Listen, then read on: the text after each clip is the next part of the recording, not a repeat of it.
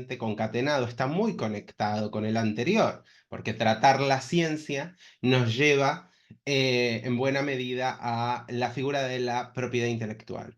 Y si bien muchas veces no estamos al tanto o no lo sabemos, es menester saber que tiene una importancia y una relevancia y por eso debemos tratarla desde las relaciones internacionales. Principalmente lo que vamos a estar viendo también es, además de ciertas dinámicas y ciertas dimensiones que tiene la propiedad intelectual en el marco de Naciones Unidas, porque hay un mandato específico y hay un organismo internacional que se ocupa, también en el marco más genérico de la comunidad internacional, desde la gobernanza global. Vamos a ir viendo cómo esto va cobrando relevancia e incluso nos sirve para tomar contacto con la temática. Tengamos en cuenta que justamente la figura de la propiedad intelectual muchas veces nos suena, pero no tenemos mucha conciencia exacto hasta dónde abarca, de qué trata. Evidentemente esta clase no puede ser una temática completa, no podemos abarcar todo el tema por cuestiones de tiempo, de ahí que hagamos un recorte y nos centremos en ciertas áreas vinculadas desde el enfoque de las relaciones internacionales. Bueno, para empezar, me importa que recordemos justamente, en la clase anterior estuvimos viendo, y estoy hablando de la clase del día 20, estuvimos viendo el rol de la ciencia en el sistema de Naciones Unidas. Vimos cómo la ciencia era importante transversalmente para varios organismos y, varios figuras dentro del sistema de Naciones Unidas, con trabajo interagencial, y también, por supuesto, en particular con un mandato específico en el caso de la UNESCO, que uno de sus mandatos es la ciencia, la promoción de la ciencia, del conocimiento, de la innovación, del desarrollo, de la divulgación científica, etc. Pero claramente, hoy lo que vamos a ver es un resultado lógico, el proceso de investigar, el proceso de innovar, el proceso de generar un desarrollo, ese I más D o I más D. Es decir, son procesos que van a llevar a una suerte de resultado lógico, que sería la invención, la creación de algo, así sea la mera idea, ¿sí? Y justamente lo que vamos a necesitar es que ese producto, esa idea o ese producto tangible que se termina generando, producto o resultado, de todas esas actividades como la investigación, la innovación, el desarrollo, el avance científico, van a tener que ser reguladas por un ámbito jurídico y van a tener que ser conceptualizadas de alguna manera. ¿Y a qué nos estamos refiriendo? Nos estamos refiriendo a ese sistema con normas, regulación y conceptos, además de categorías, que se trata de la propiedad intelectual. ¿Sí? Esa propiedad del intelecto, podríamos decir, pero que luego vamos a conceptualizar más en específico. Me interesa que recuerden tanto el concepto como de dónde venimos para mantener un lineamiento lógico en ese sentido. Tengamos presente justamente que este tema se escucha bastante, ¿sí? Hoy en día es como una especie de constante ebullición, constante creación teórica, propuesta y también mucho elemento discursivo. Vemos mucho discurso alrededor de la propiedad intelectual y cuestiones en materia de distintos aspectos que engloba la propiedad intelectual, como los derechos de autor o las patentes, etcétera.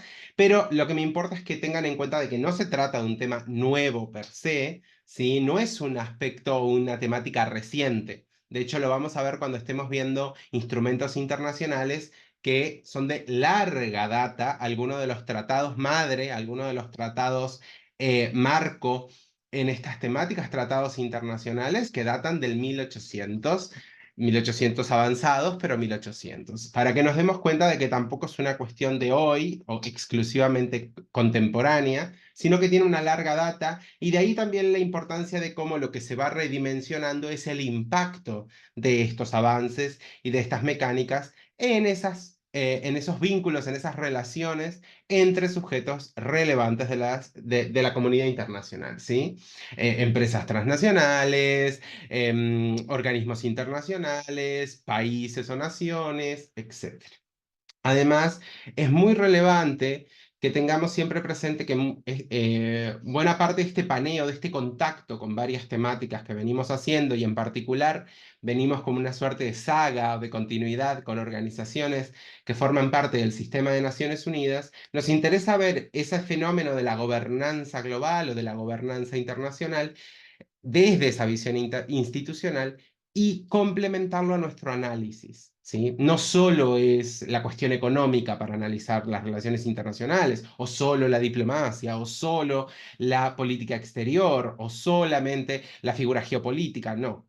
Tiene un enorme abanico de elementos, es un gran prisma y tenemos muchas facetas y muchas aristas que tener en cuenta. De ahí que justamente algo que me resulta menester mencionarles y que es importante que tengan en cuenta es que para los vínculos que se están dando, para las mecánicas que se están reconfigurando a nivel de las relaciones entre sujetos importantes a nivel internacional, es que la propiedad intelectual tiene un impacto cada vez mayor, cada vez más preponderante. Es un factor relevante en dinámicas geopolíticas, en aspectos de gravitación, ese fenómeno de cierta capacidad de influencia de un Estado sobre otros, entre diferentes aspectos. Vamos a conceptualizar, vamos a poner los pies sobre la tierra sobre qué estamos hablando cuando hablamos de propiedad intelectual. Estamos haciendo un abordaje relativamente amplio, ¿sí? No es nada muy específico, podríamos hacer 20 clases, un curso entero sobre la temática, pero vamos a tratar de conceptualizarlo un poco para después dimensionarlo o llevarlo específicamente al campo del panorama internacional. Aquí les traigo como una muy breve, muy somera y muy genérica definición que hablaríamos de que se trata de las creaciones de la mente, como las invenciones, las obras literarias y artísticas, los símbolos, los nombres e imágenes utilizados en el comercio. Es bastante genérica, no es taxativa, ¿sí? No es a texto expreso, significa que amplía y da muchas opciones. Un libro entraría aquí, pero también un software entraría aquí, también el diseño de un hardware entraría aquí, también un diseño industrial entraría aquí, un logo de una marca, el color del logo de la marca, la letra del membrete de una empresa también entraría aquí. Es decir, nos permite una visión muy amplia para eso que podemos llamar propiedad intelectual, que después podremos ir subdividiendo en distintas categorías. En ese sentido, esta definición, como les digo, es muy genérica, pero es bastante amplia a la hora de que nos deja mucha cancha, mucho espacio para poder dimensionar la figura de la propiedad intelectual y además es una definición específica de la OMPI, ¿sí? De la Organización Mundial de la Propiedad Intelectual. En particular, uno de los resultados lógicos, como digo, del avance científico, del avance tecnológico, es la invención, el crear algo, aunque no sea tangible, aunque sea simplemente una idea, un diseño, o un proceso, una teoría, o una causalidad lógica. Tenemos muchísimas variables. Lo que importa es justamente que nos deriva en ese concepto de la propiedad intelectual. A nivel internacional, la propiedad intelectual se ve regulada por normas generales, ahora vamos a ver algunas, y en particular, además de esas normas generales, también vemos muchos acuerdos multilaterales, acuerdos bilaterales, muchas veces la propiedad intelectual o el intercambio de conocimiento se mete dentro de muchos de los acuerdos de comercio, ¿sí? Diseños industriales, etcétera. Se trata de regular o forma parte, ahora lo vamos a ver con las dimensiones en el plano internacional, ya que todo este panorama, este paraguas internacional, luego tenemos que ver cómo cae, cómo cristaliza, que es como se le llama normalmente, esa normativa internacional a nivel nacional, cómo entra en las distintas regulaciones, normativas o sistemas jurídicos, ordenamientos jurídicos a nivel país. Una de las máximas, una de los lineamientos principales es que justamente se tiene que garantizar la protección de la propiedad intelectual. Una garantía adecuada, insisto, adecuada no es un adjetivo poco importante. Luego veremos que lo adecuado no solo refiere al alcance o a todos los medios posibles, sino incluso en ciertas circunstancias ese poder tuitivo, esa capacidad de protección sobre los derechos de autor o sobre la propiedad intelectual tiene que ser hasta más laxa. Depende de las distintas circunstancias o de las distintas situaciones. De ahí que justamente la protección deberá ser adecuada para los derechos de los creadores y fomentando justamente a la par el comercio internacional. Podemos destacar algunos de los tipos de propiedad intelectual más clásicos, más conocidos, ¿sí? Que nos pueden sonar a todos, como las patentes. Las patentes son la protección, ¿sí? Es el registro, la protección de invenciones y garantizan a los inventores derechos exclusivos para explotarlas durante cierto tiempo. La capacidad de la patente es que al darle capacidad exclusiva desplaza, de ahí hay el derecho de patente se centra también el derecho marcario en quién registra primero, tenemos ciertas máximas jurídicas, no nos vamos a centrar exclusivamente en lo jurídico, pero existe de quién patenta va a tener esa capacidad de explotación exclusiva y que obviamente podrá otorgar a otros bajo licencia, etcétera, y quien lo use sin permiso o sin autorización entrará en una infracción. Luego profundizaremos un poco más. Los derechos de autor, que son normalmente como digamos, el faro luminoso de cuando pensamos en la propiedad intelectual, que justamente es la protección de obras literarias, obras artísticas, musicales y otras creaciones del intelecto o intelectuales que justamente van a tener ciertas protecciones, lo que llamamos los derechos morales y los derechos económicos, la capacidad de explotación de una obra. Yo escribo un libro y tengo un plazo para poder recibir beneficios económicos, yo e incluso mis herederos. Y después existen también los derechos morales, que muchas veces nos olvidamos de los derechos morales, porque cuando se terminan los derechos económicos, las obras o los productos del intelecto pasan a lo que se llama dominio público, pero no hay que olvidarse de los derechos morales, que esos son ad infinitum, son para siempre, y de ahí que citar al autor o nombrar de quién es la autoría, aunque hayan pasado 200 años, debe hacerse por los propios derechos morales del autor que no caducan, que no vencen o que no tienen término, distinto a los derechos de explotación económica o los derechos económicos. Las marcas, por supuesto, cuando hablamos de marcas se protegen muchos elementos. La marca es un nombre, es prestigio, pero también son los signos, los logotipos, el tipo de fuente, el color, el grado en el pantone del color del logo, bueno, el membrete, todos los elementos, el nombre, por supuesto, ¿no? O grafías, si no solamente son vocablos, también puede tener grafías, etcétera, que justamente van a distinguir a un producto o a un servicio. ¿Sí? Muchos entre nosotros diríamos, bueno, no es lo mismo comprar unas zapatillas de una marca que de otra. Esa diferenciación marcaria justamente lo otorga la propia marca, es la que le da un nombre, la que le puede dar un prestigio, la que le puede dar cierto valor, que no solo es un valor económico, porque quizás si veo los dos productos económicamente o físicamente no hay tanta diferencia, sino que también tienen un valor social. Entonces, justamente en esa distinción, lo vemos con mucho en las marcas de lujo, lo vemos mucho en las marcas de un diseño que no es más funcional o que no es más efectivo, pero que sí tiene mayor prestigio. De ahí que las marcas tienen un gran valor y se consideran, además de propiedad intelectual en su creación, propiedad industrial. Son normalmente propiedad de la empresa. Si yo mañana, por ejemplo, comprara Adidas, evidentemente, la marca Adidas y el registro y el derecho marcario sobre Adidas va con la empresa, está en el estado contable, forma parte de la propiedad, no solo los edificios o no solo el stock, también lo va a hacer la marca en sí, que es como un intangible, pero evidentemente tiene un enorme valor si el nombre está muy bien posicionado en el mercado. No me quiero ir mucho hacia lo contable ni tampoco mucho hacia lo económico o comercial, pero me interesa que entiendan y que vayan posicionando estas temáticas, cómo van tocando muchos puntos, ¿no? No solo es jurídico, no solo es económico, no solo es comercial, no solo es de mercado o de marketing, de publicidad, sino que tiene muchas áreas y claramente es muy transversal a la vida diaria. Y por supuesto tenemos los diseños industriales, que protegen justamente la apariencia estética de un producto. Yo puedo decir, me voy a comprar una moto. Y bueno, todo el mundo tiene una idea, dos ruedas, esto, un motor, hay un concepto. Pero si les digo, me voy a comprar una Harley Davidson, tienen otro concepto. ¿Por qué? Porque es un diseño directamente. Además de que es una marca, también tiene muy claro posicionado cuál es su diseño.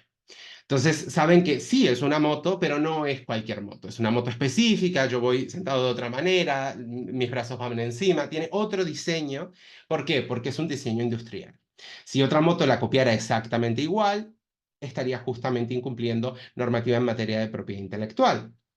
Y por último, las indicaciones geográficas, ¿sí? Si yo les digo, por ejemplo, voy a tomar un vino de California, o voy a tomar un vino chileno, o voy a tomar un vino mendocino de Argentina, o un Ribera del Duero español, ¿sí? Todos esos vinos tienen denominación del Valle de Napa o un vino mendocino. Tiene unas características la uva. Tiene unas características de creación, de el añejado, etcétera. Hay un proceso, una suerte de trazabilidad a la hora de cómo se produce y va a tener una denominación de origen. Yo puedo tener la misma uva, pero si no estoy en la Ribera del Duero, no va a ser un Ribera del Duero. Así esté a 100 kilómetros y en la misma península ibérica, no lo va a hacer, porque no cumple las características.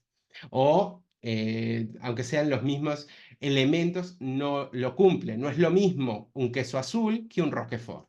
Si habláramos en el estilo, podríamos decir, bueno, es prácticamente lo mismo. En realidad no, no es lo mismo, porque el Roquefort se produce en Francia y tiene ciertas características. Eso va a ser la indicación geográfica. La denominación de origen también se trabaja desde aquí. Justamente va a identificar el producto que proviene de cierta región, va a tener ciertas cualidades y por supuesto va a tener cierta reputación. ¿Sí? Va a tener cierta importancia. Esto claramente impacta en el valor del precio, en la demanda, en ciertos elementos que justamente son al mismo producto. Colocar la denominación de origen, llevarlo a nivel de importación, que la gente lo compre, que se exporte internacionalmente, etcétera, tiene un proceso y una gran inversión y un gran trabajo de ir colocando el producto. Yo puedo conocer, por poner un ejemplo, no sé, cierto dulce de cierto lugar, pero quizás hacen un dulce parecido, hasta mejor en otro lugar, pero no está bien posicionado, no lo conozco, no tiene denominación de origen. De ahí justamente este trabajo a la hora del mercado y del consumidor, saber que está comprando, tener ese sello de calidad en materia de dónde viene, cómo fue realizado, etc.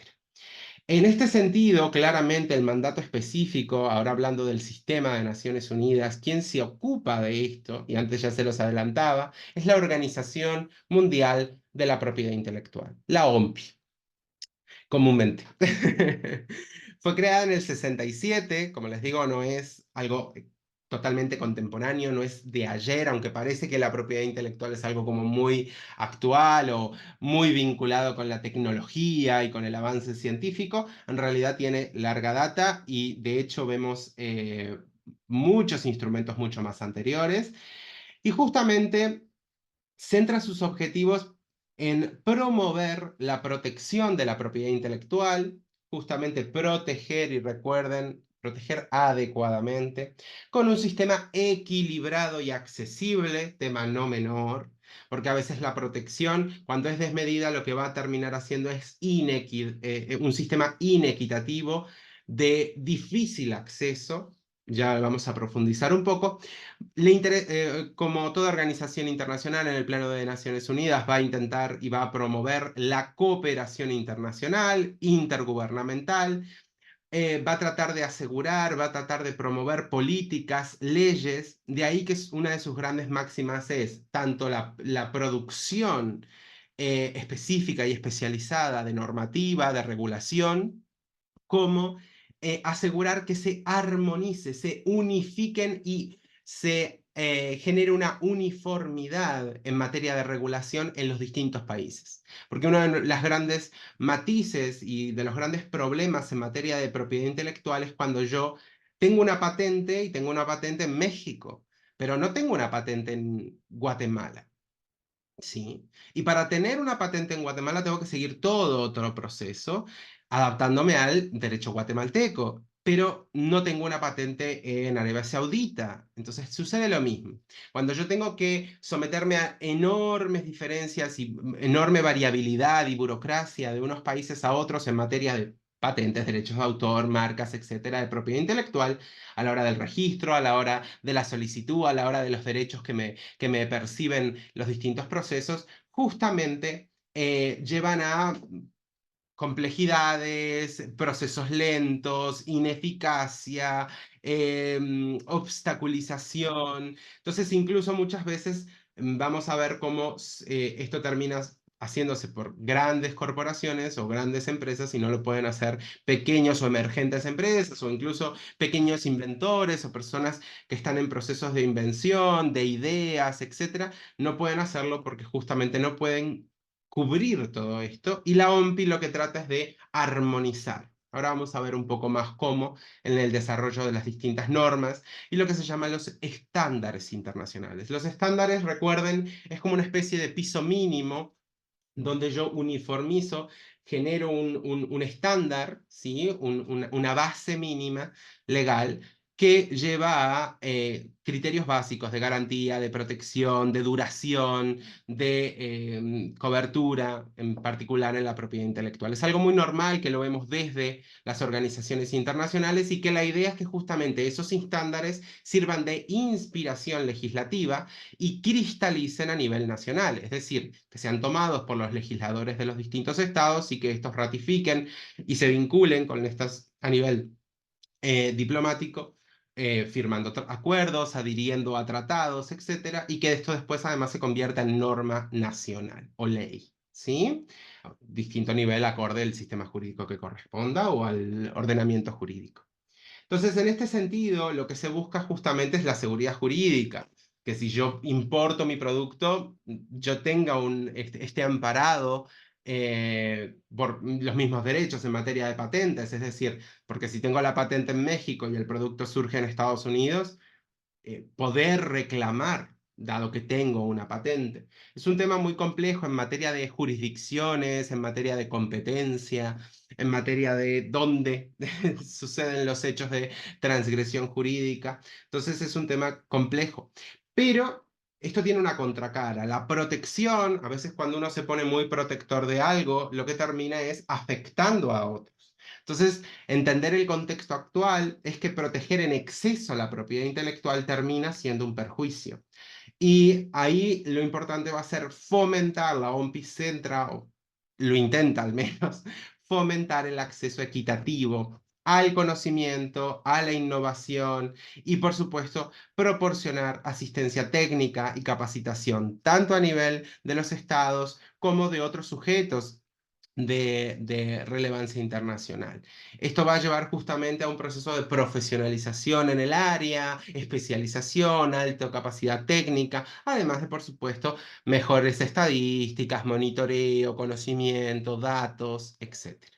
¿Sí? En ese sentido, este es como una toma de contacto de propiedad intelectual vinculado con el concepto de la OMPI, pero vamos a tratar de situar la propiedad intelectual. ¿Por qué les digo desde hace rato que es tan importante, tan relevante a nivel de relaciones internacionales, a nivel internacional?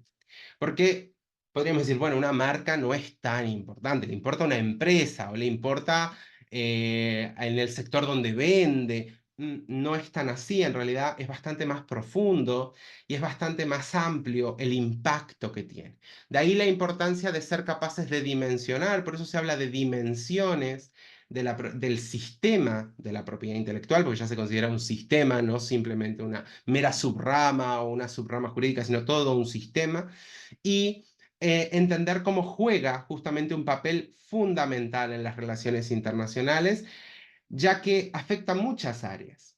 Afecta el comercio global, la diplomacia, el desarrollo económico, la política exterior, la geopolítica.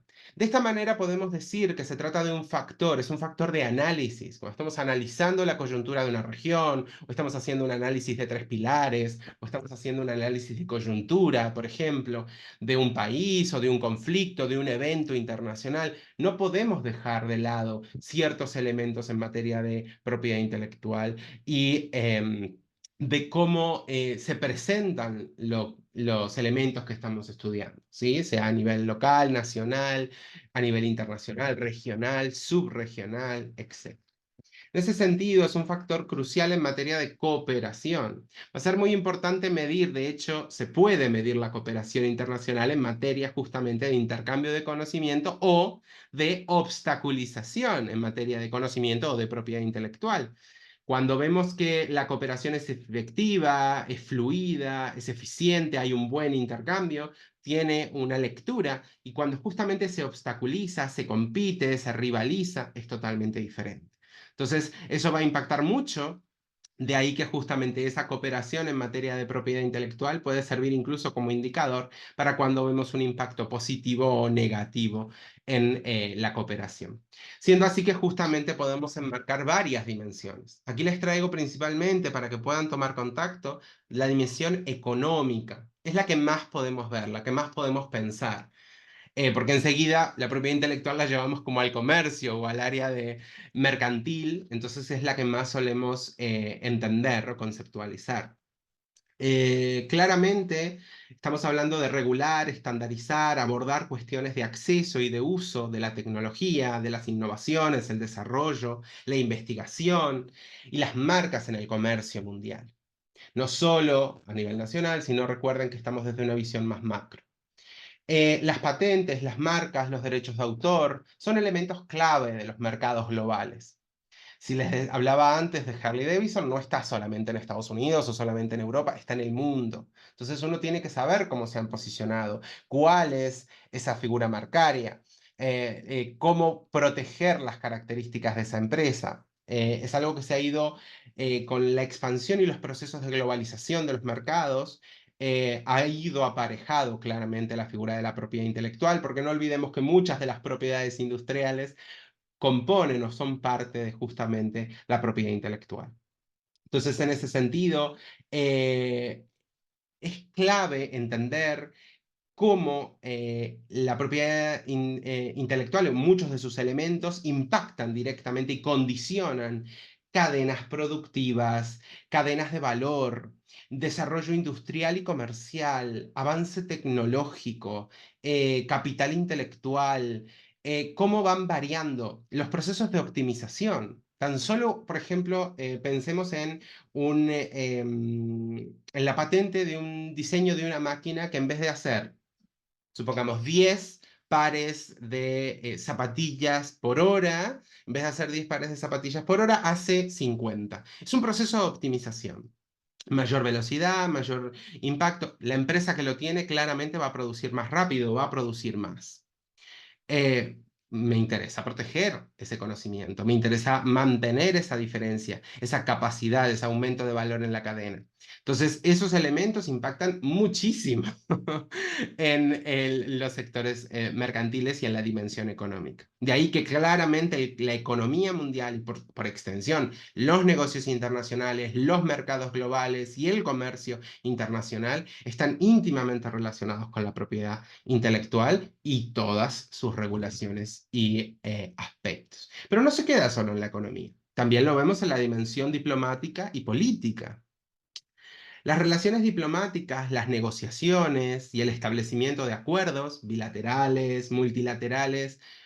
Muchas veces hablamos de los TLC, los tratados de libre comercio, acuerdos específicos de cooperación económica, acuerdos de ayuda mutua, entre otros, ¿sí? Distintos tipos de vínculos. Cuando hablamos de eso, el intercambio de conocimientos, no solo mercantiles, sino conocimientos intelectuales en general, la cooperación tecnológica, la cooperación comercial, claramente está atravesada, no solamente bajar los aranceles para vender productos, sino que también voy a tener que saber cómo se gestionan esos derechos, esas patentes, esos diseños, esos derechos marcarios, esos diseños industriales, etcétera, en ese país al que estoy o al que estoy facilitando el intercambio de bienes.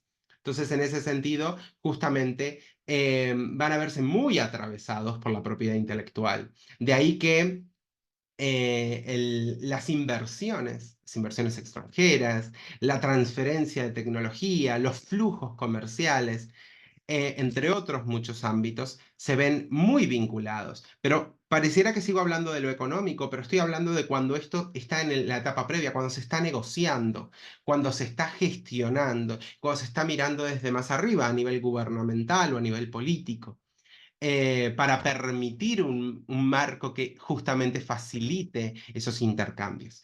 Hablo de cualquier tipo de tratado o de acuerdo en materia comercial, por ejemplo, pero no solo comercial, también intelectual, etcétera. Bueno, ni que hablar si nos vamos hacia la fuga de cerebros o hacia la lucha de capital humano especializado, etcétera.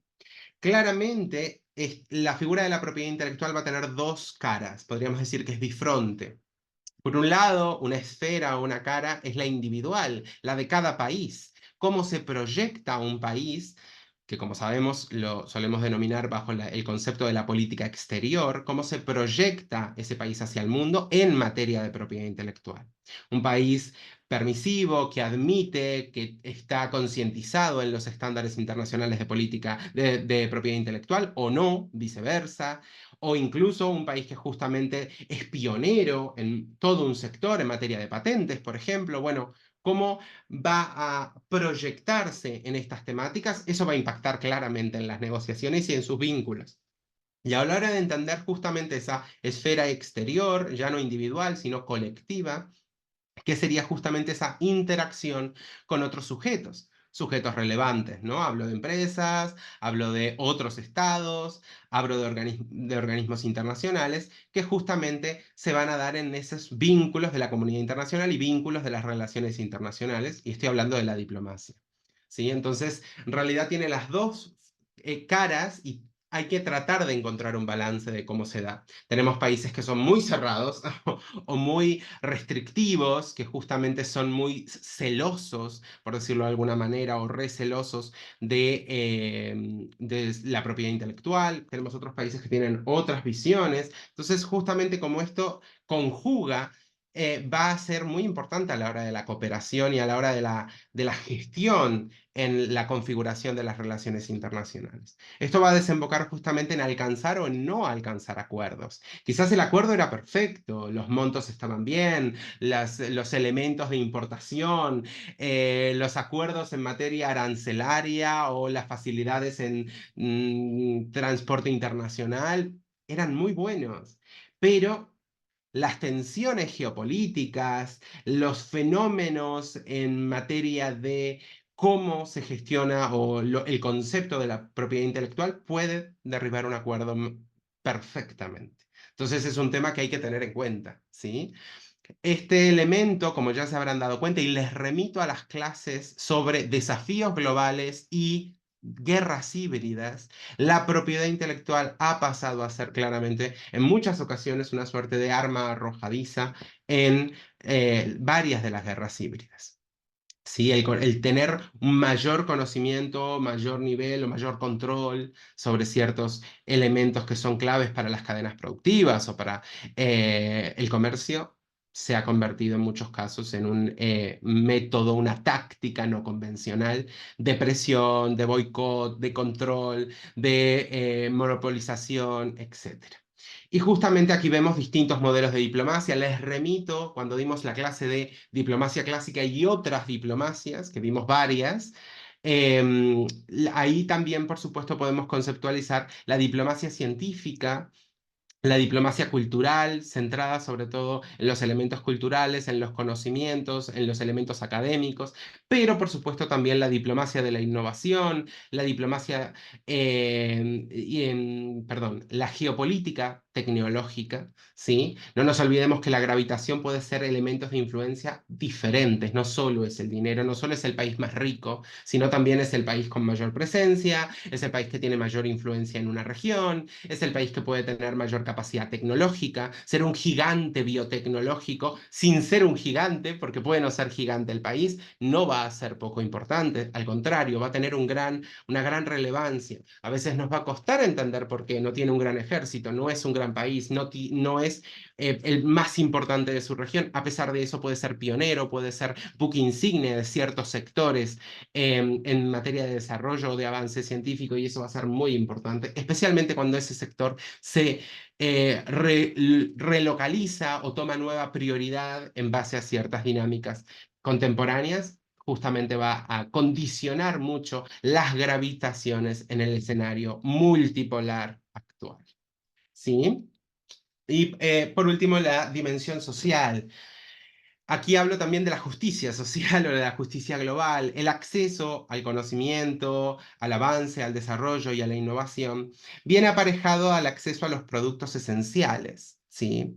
Cuando yo les estoy hablando de que hay que proteger a los creadores, por otro lado, muchos me podrían decir, bueno, pero un gran problema es cuando esa protección me inhibe, me aleja, sino a mí, a grandes sectores de la población mundial, de medicamentos, tecnología, procesos de optimización, entre otras herramientas que justamente son claves en el bienestar humano y en poder satisfacer las necesidades de las personas.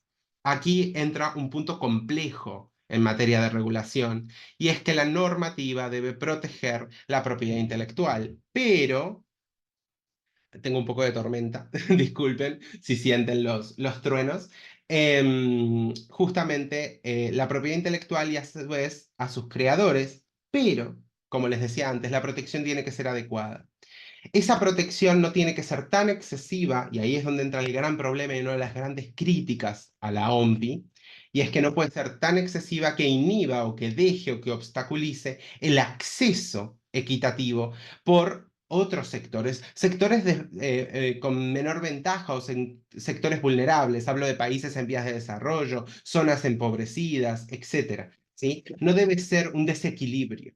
Muchas veces lo hemos visto entre norte-sur o entre países desarrollados y en vías de desarrollo. Justamente esa desigualdad en el acceso a los conocimientos no solo supone un problema en materia de propiedad intelectual, en una protección excesiva, sino que justamente lo que va a terminar provocando es una desventaja estructural, impidiendo el desarrollo o el crecimiento económico, y por ende esos países que decíamos en vías de desarrollo se ven imposibilitados efectivamente de llegar a ser desarrollados. ¿Por qué? Porque la misma normativa termina inhibiendo u obstaculizando ese progreso.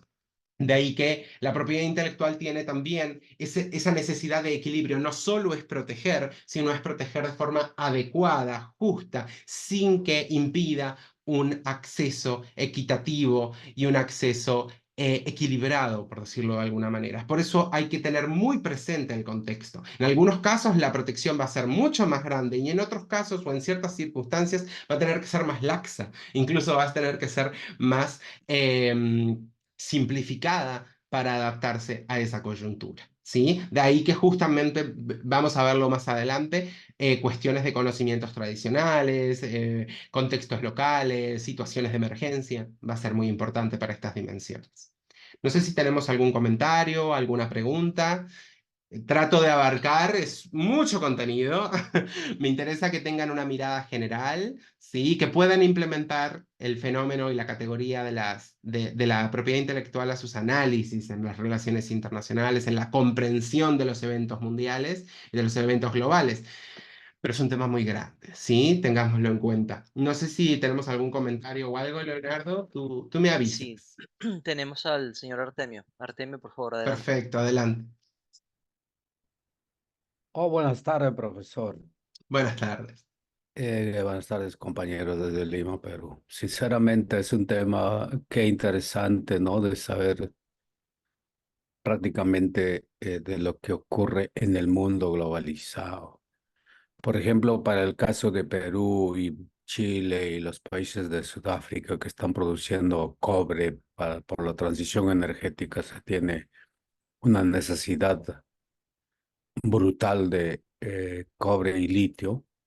Ujú, Entonces ahora efectivamente. nosotros vamos a tener, vía el impuesto a la renta y todo, el país va a recibir ingentes cantidades de dinero. Y el problema es la redistribución de la riqueza. A nadie le dicen, a un peruano cualquiera que le digan, bueno, señor taxista, el mundo globalizado, pues nos da esta ventaja y tenemos la suerte tal, a que a usted le toque, bueno, la gasolina 50% por esta ocasión, de ganga.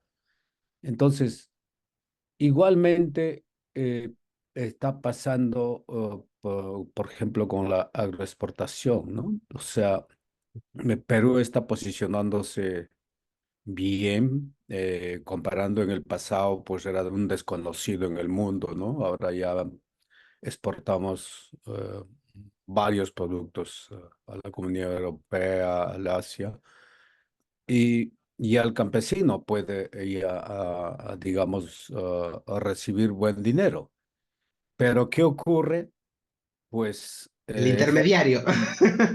la No palta llega muchas veces al campesino y llega al no está ni a intermediario. 0,70 dólares Claro. el kilo y orgánica, producidos en los Andes, y quien, digamos, se engulle de toda esta situación son los intermediarios y parte del gobierno.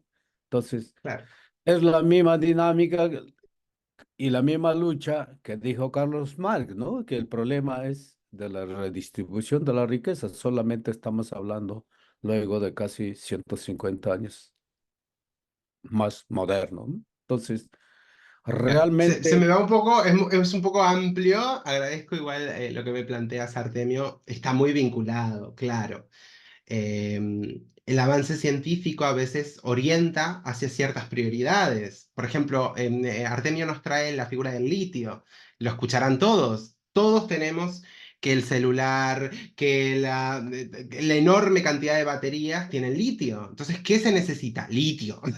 Necesitamos litio. Incluso existen ya potentes intentos de varios sectores para cambiar la tecnología y dejar de depender del litio. El litio tiene ventajas y desventajas y se están, por ejemplo, implementando otras medidas, como por ejemplo lo que son las baterías de sodio, por ejemplo, la utilización del sodio y otros elementos para no depender tanto del litio. Hay, por supuesto, ciertos sectores, ciertos países. No nos olvidemos que los países que suelen tener sector primario, me refiero al sector de materia prima, no suele ser el más beneficiado. El sector que va a tener la materia prima muchas veces no es el que apercibe los mayores emolumentos, la mayor cantidad de dinero, sino justamente va a ser el país que lo manufactura, el que realmente le pone como esa propiedad intelectual arriba. Yo siempre pongo el ejemplo que podemos tener los mejores cueros del mundo, quizás en el cono sur, pero nosotros no hacemos el Mercedes, nosotros damos la vaca. Entonces, la vaca nunca va a valer lo mismo que el Mercedes tapizado en cuero. Pero el Mercedes se hizo en Europa. Entonces, la manufactura, eso es algo típico del comercio exterior, la manufactura siempre va a tener un comportamiento de valor muchísimo más caro, muchísimo más elevado, por la tecnología, por lo que se le ha implementado, comparado con lo que fue la materia prima. Ese es uno de los grandes problemas en materia de gestión de los recursos. Uno de los elementos que él mismo traía era y ahí estaba la crítica, mismo Artemio lo adelantaba, que es la figura de, bueno, si va a entrar dinero, provoquemos subvenciones, ¿no? Eso en realidad es una crítica hacia cómo son las políticas programáticas de cada gobierno y cómo en realidad la capacidad de la ciudadanía participativa de reclamar que esos ingresos reviertan en ya sea disminución impositiva, subvención de gastos de la vida diaria, etcétera, como puede ser gas, luz, agua, gasolina, etcétera.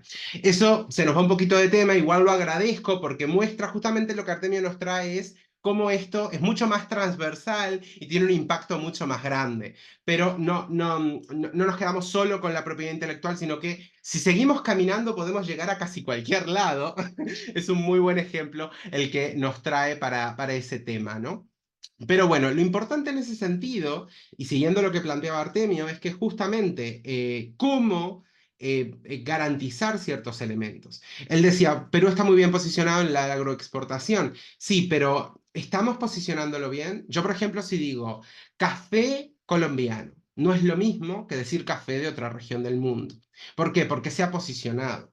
Muchas veces nuestros países no terminan haciendo esa situación, esa localización geográfica, denominación de origen, que es tan relevante. Y ahí entra mucho el trabajo de los distintos países, de la diplomacia, para posicionar, para vender la marca país, para generar un elemento de valor, así sean productos primarios, ¿sí? Así sean materias primas. Es un tema que hay que tener en cuenta y que va a ser importante también a la hora de privilegiar o de potenciar o de mejorar las condiciones de el productor rural o de los productores de las zonas rurales, de las personas vinculadas a la agricultura y a los sectores que muchas veces son muy pauperizados, es decir, que están más empobrecidos en la propia cadena. Como decimos, cobra más quien transporta o cobra más quien vende a la persona que produce, y eso pasa bastante y lo vemos mucho en comparativas, lo que se llama globalización norte-sur o sur-sur.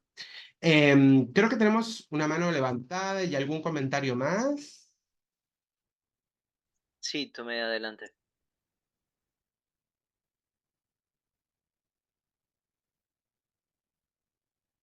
Boa tarde a todos, colegas. Boa tarde, senhor professor.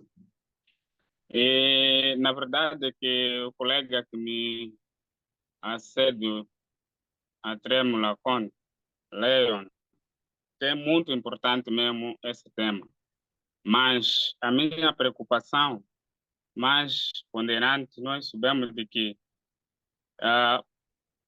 o padrão internacional de prioridade intelectual das Nações Unidas, essa ajuda os países a desenvolver respostas comuns em todos os países e a nível global, desde a sua evolução, desde 1967 até 74, mas todos os seres humanos observam o conhecimento da cultura, a partir da cultura, lazer e a arte, se a memória não me falha. Mas eu tenho uma pergunta. Essa pergunta é: qual é a satisfação da propriedade intelectual, das necessidades humanas a nível do mundo hoje? A segunda pergunta está relacionada com proteger a legalidade da autoria da obra de produção intelectual na clareza. Isso tem nada a ver com invenções, patentes, marcas, desenhos industriais e criação artística. Agora, o que se procura saber é como proteger o padrão internacional, os padrões internacionais. E a última, gostaria de perceber bem daquilo que eu efetivamente percebi é incentivar inovação e criação de novos produtos de tecnologia. Qual é a importância da propriedade intelectual universal? Por quê?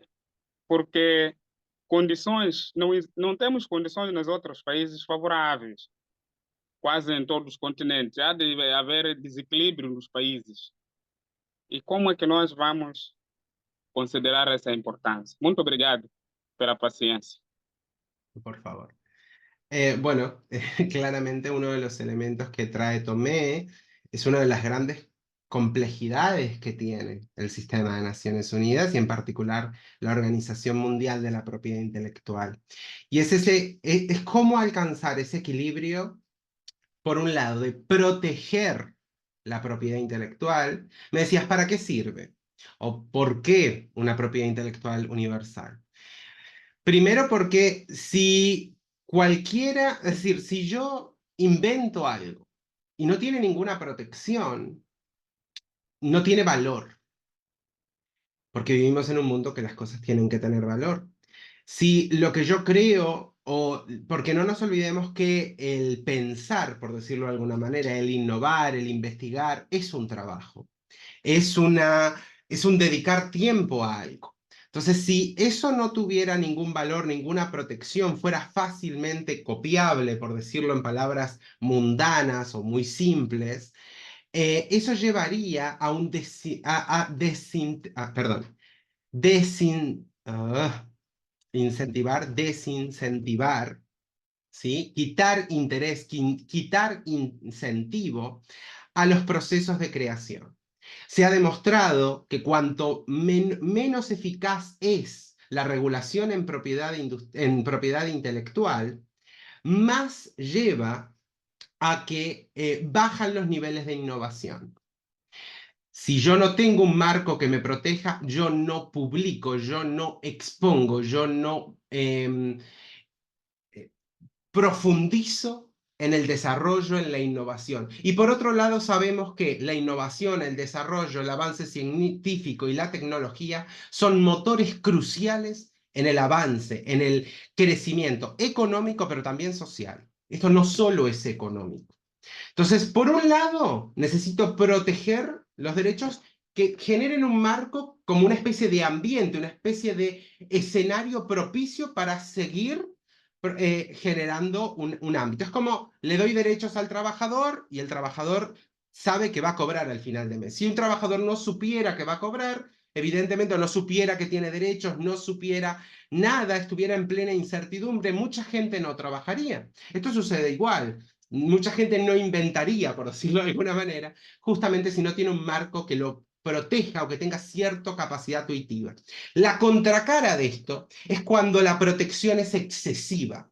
Vamos al mismo ejemplo con el trabajador. Si yo al trabajador le pongo excesivos protecciones, es decir, excesivos derechos laborales, no porque sean ejemplos totalmente análogos, pero sí sirve como comparativa, como similitud. Si le pongo demasiados protección, supongamos, el trabajador solo puede trabajar 4 horas al día, solamente tiene que cobrar el doble de lo que cobra de salario mínimo.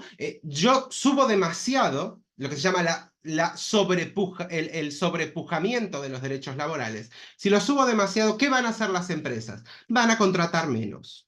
¿Sí? También está estudiado. No, por eso tiene que haber unos mínimos garantizados, pero también es verdad que cuanto más subo, muchas empresas van a hacer costo-beneficio y van a decir, prefiero cerrar la empresa que a vincularme a ese tipo de derechos. Esto sucede igual. Si yo hago lo opuesto, es decir, protejo demasiado la propiedad intelectual, ese intercambio de conocimiento, ese avance científico, esa innovación, esos elementos que llevan al crecimiento social, económico de la humanidad, también quedan reducidos a unos pocos, porque pierdo el acceso. Entonces no puedo proteger demasiado, pero tampoco puedo proteger demasiado poco. Se necesita un punto de equilibrio. Ese es el gran reto que tiene a nivel de estándares internacionales, de patrones internacionales, de conseguir un punto de equilibrio y de poder encontrar todos los contextos donde eso se adapte.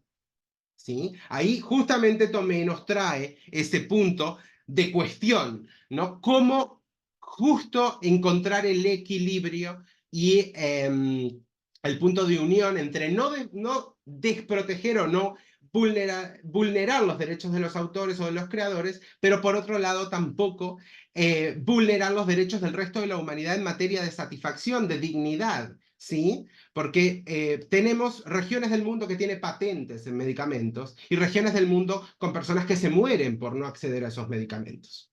¿Sí? Tenemos regiones del mundo que tienen patentes en semillas y regiones del mundo que tienen personas que se mueren de hambre y que perfectamente podrían cultivar semillas. Entonces, uno tiene que encontrar el punto de equilibrio. Y aquí están las críticas. Recuerden que yo les traigo el contenido para que lo conozcamos. No significa que les traigo las soluciones porque para nada es mi rol. Yo les cuento cómo está la realidad. Otra cosa es lo que pasa en el punto exacto. Yo les estoy hablando de la OMPI. No dije que la OMPI fuera perfecta y mucho menos que la OMPI no tenga críticas. Son muchas las críticas, pero a mí me interesa que la conozcan, que sepan que la propiedad intelectual no es simplemente pensar en un libro o en los derechos de autor o en la C o en la T de trademark, de que algo está protegido o registrado. Me interesa que amplíen la visión y que entiendan que impacta en muchos más sectores. ¿Sí? Les voy a traer, por eso ya les hablaba de que los instrumentos internacionales cumplen un rol de armonizar, de establecer estándares internacionales. Y como les decía, tenemos algunos y que son realmente convenios marco, convenios que han sido madre de mucha normativa internacional y que algunos datan, como pueden ver, desde el 1883, 86, como el Convenio de París para la protección de la propiedad industrial, que justamente propone estándares como el trato nacional. Los ciudadanos de un país miembro recibirán el mismo trato en cuanto a los derechos de propiedad intelectual que los nacionales propios de ese país. ¿Sí?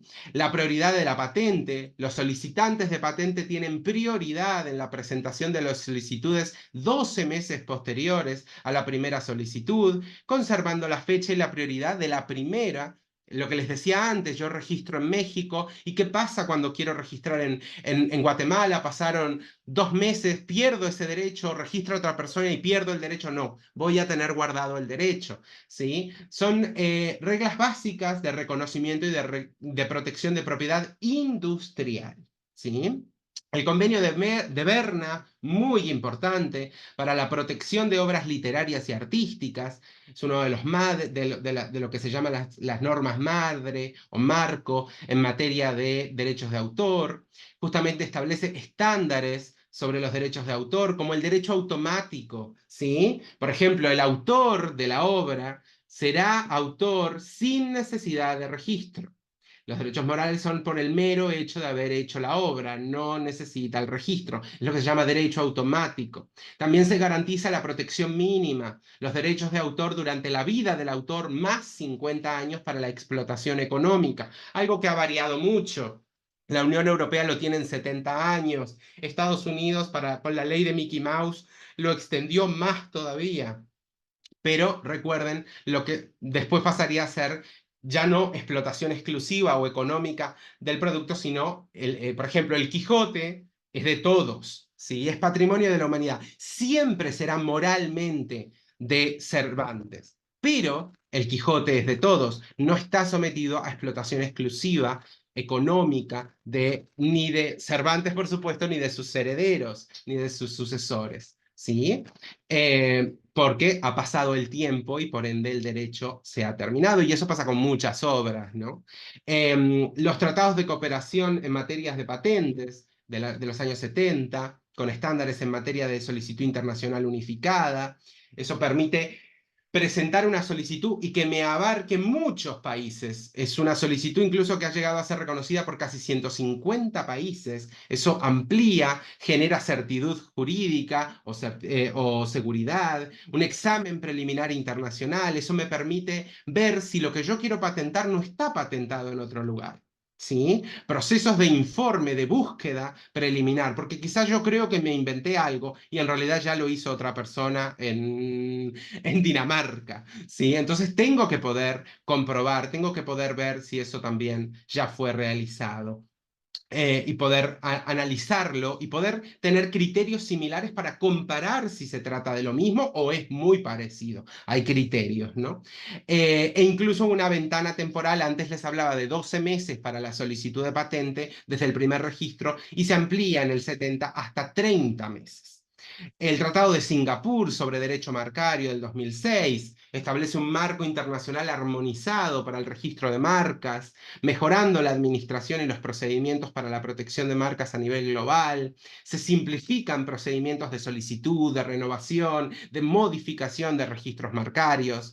¿sí? Así como la adopción de sistemas electrónicos. Entendamos también todo lo que es el proceso de digitalización, ¿no? Por último, me interesa que tengan un concepto de que no solo es la OMPI, obviamente, sino que esto está vinculado a todas las dimensiones que les mencionaba más arriba, y por ende le interesará a distintas organizaciones, incluso organizaciones que no están dentro del sistema de Naciones Unidas. En ese sentido, los acuerdos sobre los aspectos de los derechos de la propiedad relacionados con el comercio, los ADPIC, si bien son administrados y gestionados por la Organización Mundial del Comercio, la OMPI colabora estrechamente en materia de cuestiones de propiedad intelectual, sobre todo a niveles de los comercios, de los contextos comerciales globales. Se establecen así normas mínimas en materia de protección de patentes, derechos de autor, marcas, entre otros, así como disposiciones sobre la ejecución de derechos. Es decir, ¿qué hago cuando se incumple mi derecho de autor o cuando se incumple mi derecho sobre la propiedad intelectual? ¿Y cómo se producen esas sanciones cuando se transgrede mi derecho? Eso también tiene que ser armonizado y tener un estándar. Y justamente se va a ver mucho lo que es la protección transfronteriza. Les decía antes, muchas veces, por las características de la frontera, se da mucho intercambio de lo que se genera dentro de un país y que está protegido a lo que se genera en el país fronterizo que quizás no está protegido.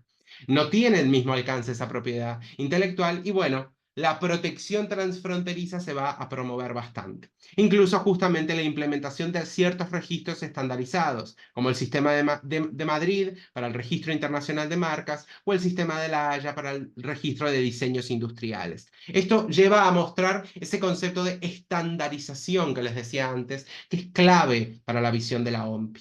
¿Sí?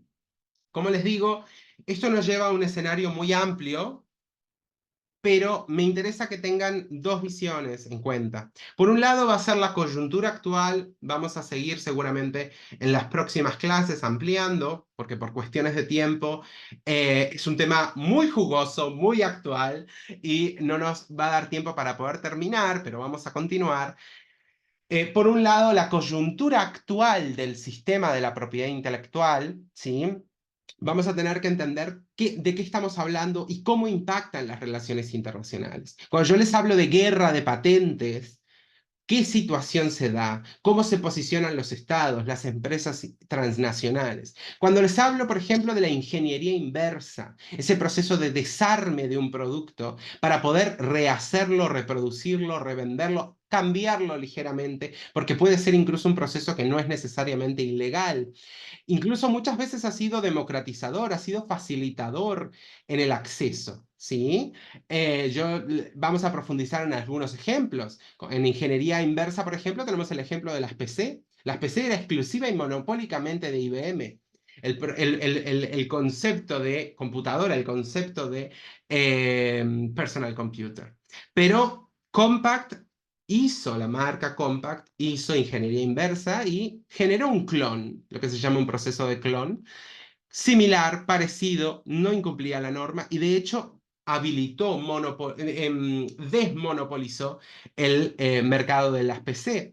Lo mismo sucede con las guerras de patentes, cuando lo que se lucha son entre dos empresas que dicen tener patente o creen tener patente sobre cierto elemento y cómo una u otra en realidad estaría haciendo un uso no autorizado de los elementos y a veces las diferencias tienen que ser muy, muy analizadas técnicamente porque parecen casi idénticos, son muy iguales, pero no lo son o sí lo son y en realidad son enormes litigios muy elevados, multimillonarios, por ejemplo el caso de Apple con Samsung, que lo vemos en el 2011, sobre ciertos diseños en los smartphones, o Qualcomm con Apple, en el uso de ciertos modem, etc. Luego, por supuesto, las luchas marcarias. ¿Sí? En las luchas de marcas vemos justamente cuando se da ese caso de competencia o retirada, lo que también lleva incluso al enriquecimiento ilícito. Si en todo el mundo se llama Apple o usan la manzana mordida y yo en vez de poner una manzana pongo una cereza mordida y es prácticamente igual y eso lo pongo en mi marca y también es una marca de una empresa tecnológica. Hay gente que puede creer que está comprando Apple y en realidad no lo está haciendo y está comprando mi marca. En realidad estoy haciendo una difusión del público objetivo, del público potencial de Apple y eso va a llevar claramente a una lucha marcaria.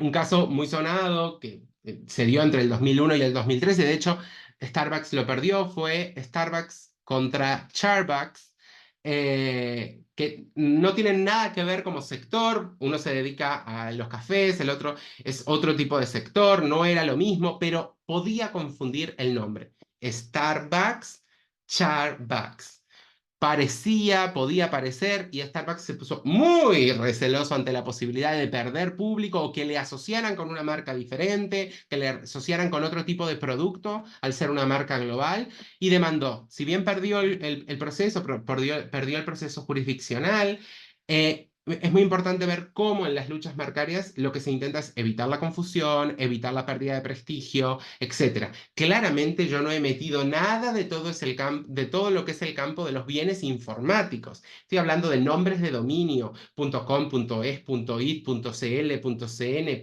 todo eso es un mundo aparte, no aparte, vinculado a la propiedad intelectual, pero que tampoco me da el tiempo para integrar todo.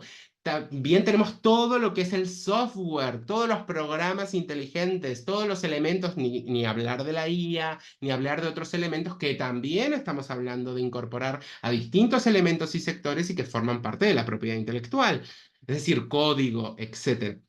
Todo esto nos muestra parte de la coyuntura, ¿sí? Cuando hablo de propiedad intelectual no hablo de un escenario pacífico, sin problemas, sin tensiones, sin colisión, sin elementos geopolíticos. Claramente si tengo una guerra comercial, como por ejemplo ya la hemos analizado y les remito a la clase sobre la guerra comercial que analizamos de Estados Unidos y China, en las guerras híbridas, en particular las guerras comerciales, claramente una guerra de patentes con dos empresas más muy grandes o muy importantes, va a ser esencial o va a ser parte de ese conflicto. No tiene una escalada simple, no es una cosa a nivel de cuento o anécdota pequeña, no, no, tiene un impacto gigantesco. Muchas veces limita, aumenta los precios, impacta en la oferta, impacta en la demanda, genera tensiones geopolíticas, de repolarización, es decir, tiene unos impactos muy altos, ¿sí? A nivel diplomático, a nivel político. Entonces es muy importante entender este tipo de escenario. Ese escenario actual donde se dice, bueno, todo se copia. Yo hago el diseño que haga, en 3 semanas está en Shein, por poner un ejemplo, ¿no? O está en Alibaba o está en eBay, prácticamente igual y a mitad de precio. Esa lucha constante entre el proceso judicial no es suficiente, muestra ciertas deficiencias en materia de propiedad intelectual, en materia de protección de ese sistema y de cómo en realidad, por ejemplo, en materia de ingeniería inversa, los diseños duran poco, siendo exclusivos, quiero decir. Pero entonces, ¿cómo generar el equilibrio? Vuelvo a lo mismo. El gran punto de la propiedad intelectual es proteger sin excederse en la protección. Ahí está la gran complejidad en este punto. El punto de equilibrio, porque lo vamos a ver cuando entremos en el siguiente punto, que son las críticas sociales a la propiedad intelectual, pero que no lo vamos a poder ver hoy, lo vamos a ver en las próximas clases, que es la figura social, el siguiente paso en materia de propiedad intelectual a nivel internacional. ¿Sí? Igualmente, si bien no vamos a poder profundizar, les dejo la bibliografía, como siempre, por si quieren profundizar, y muchas gracias por su atención, si bien vamos a seguir continuando. Leonardo, cualquier aspecto, quedo a las órdenes. No, no, excelente, Gonzalo. Muchísimas gracias, obviamente, por la presentación y por haber estado con nosotros nuevamente en la tarde de hoy. Ya, obviamente, hubo preguntas. Quedó una muy buena pregunta, pero como ya estamos 10 minutos por encima de la hora, la dejamos y sería bueno tal vez para que la puedas desarrollar en tu próxima clase, ¿no? John Bárbaro. Arcos Bueno, nos pregunta John, lo estás siguiente. convocado para mi próxima Sí, clase y desarrollamos de esa todas pregunta maneras, sin lugar a dudas. la compartimos, ¿no? Sencillamente porque, Muy porque de bien. verdad es interesante. Él nos pregunta, ¿no? ¿qué sucede cuando a un alumno se le ocurre una idea buena y esta idea es difundida para todo el planeta? ¿Qué sucede con la propiedad intelectual? Entonces, bien Como toda interesante idea como y como para... toda obra, vas a tener derechos morales y derechos económicos. Los económicos van a estar más vinculados hacia la posibilidad de demostrar que fue tuya,